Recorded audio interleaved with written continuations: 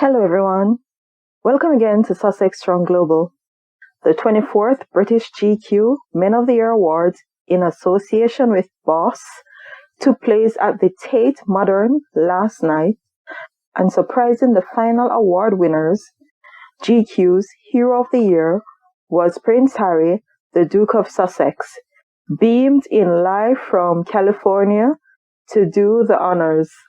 Having worked closely with the magazine last year, interviewing fitness instructor, author and activist Patrick Hutchinson about tackling racism in the wake of the murder of George Floyd, Jonathan Heath, British GQ's chief content officer, asked Prince Harry to present the climactic award to the Professor Dame Sarah Gilbert, Dr. Catherine Green, and the entire Oxford AstraZeneca vaccine team to recognize their incredible scientific achievements since the pandemic broke.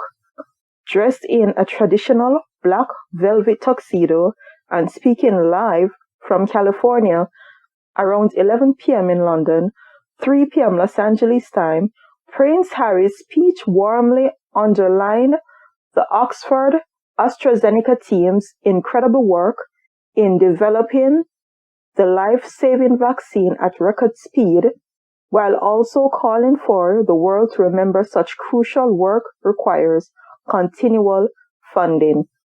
It was a fitting, heartfelt tribute to the Oxford-based team's unprecedented accomplishments. Prince Harry stated in his speech, "I'm deeply honored to be introducing our final awardees, who you'll immediately recognize for their landmark contribution to the fight against COVID-19. Our heroes of this evening are Professor Sarah Gilbert, Dr. Catherine Green, and the entire team of dedicated Oxford scientists. Their breakthrough research on the Oxford vaccine has brought the world one of our greatest tools for achieving vaccine equity. Also approach their mission with a humanitarian urgency. In April of last year, the Oxford team packed up a shipment of research cultures and stealthily sent it to India, an early example of the biotech collaboration we need to bring this global crisis to an end.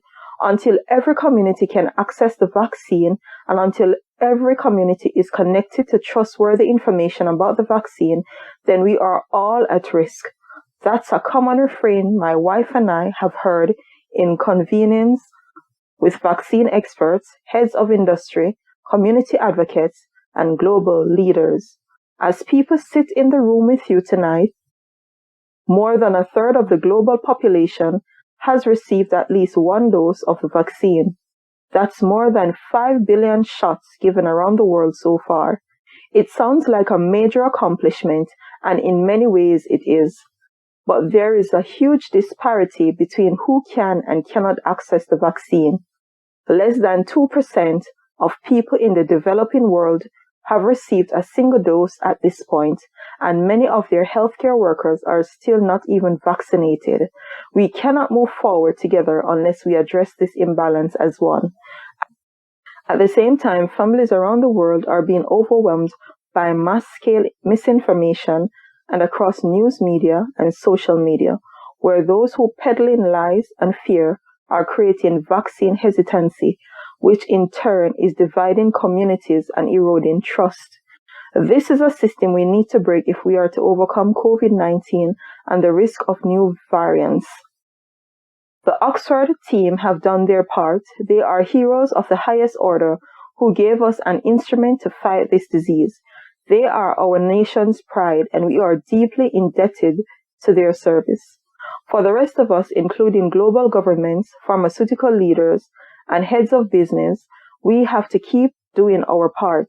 That must include sharing vaccine, science, and supporting and empowering developing countries with more flexibility. Thus, where you're born should not affect your ability to survive when the drugs and know-how exist to keep you alive and well.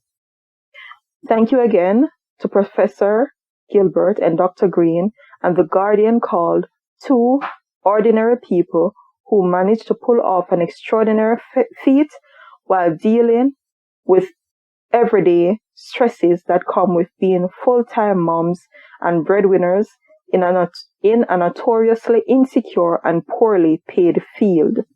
But tonight, we're not honoring two ordinary people. These are two exceptional people with a remarkable team who are a bulwark of humanity. So that is Prince Harry's speech at the British GQ Men of the Year Awards in London.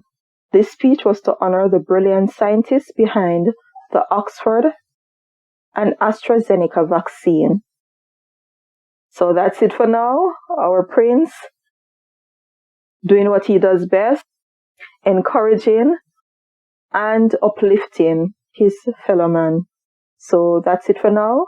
Remember, let's not just aim to be strong. Let's aim to be Sussex strong. And until next time, goodbye.